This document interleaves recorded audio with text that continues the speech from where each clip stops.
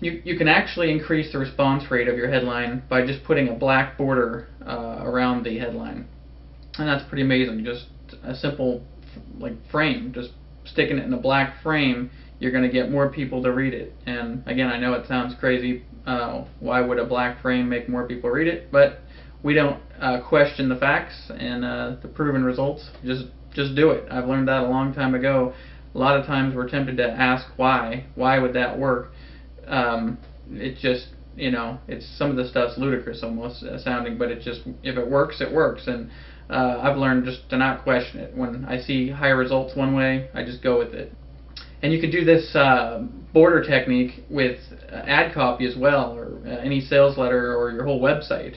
You'll see, again, my website at doublepayment.com has a black border around the whole thing. And again, I do that for a reason, because it proved itself to actually get more people to read it, and it put more dollars in my bank account. So it made logical sense. When you do take a look at doublepayment.com, one of the first things a lot of people notice is it's really not a very pretty website. It's not laid out very attractive at all.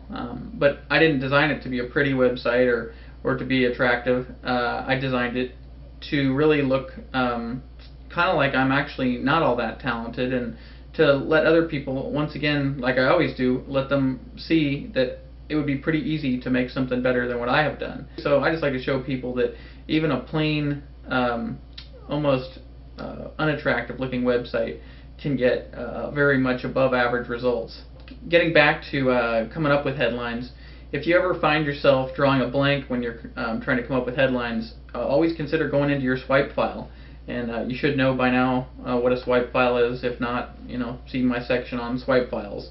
And if you don't even have a swipe file of your own, feel free to email me at info@doublepayment.com, and you can request my swipe file, and I'll be happy to give you for free many years of my greatest collection of all the greatest bits of marketing I've ever seen.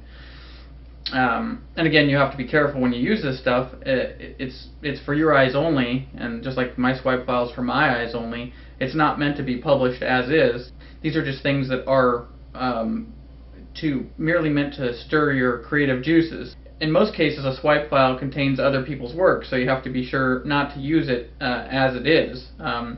You have to be sure to just use it to get ideas, and that's what a swipe file is for. Unless, of course, your swipe file contains stuff that's 40 years old, or to where that it's now public domain, then all bets are off and you can use it.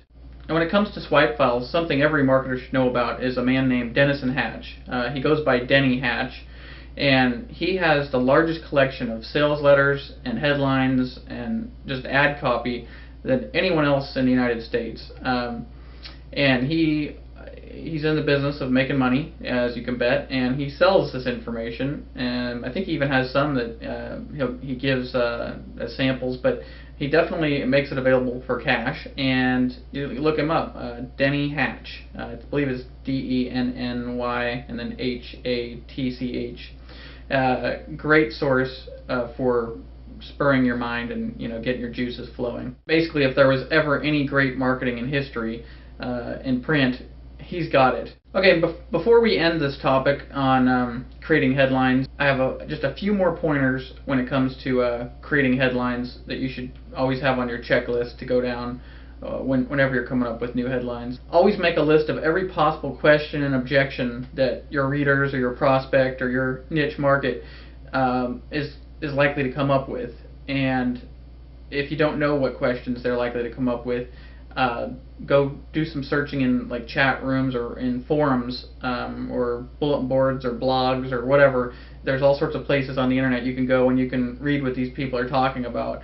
And you need to come up with a list of questions and concerns that these people have. And again, some of them are just obvious to think about, but chat rooms make things, and bulletin boards and blogs make things really easy to go do a little recon. You see, by knowing these people's questions and objections in advance, you'll automatically start answering them in your ad copy.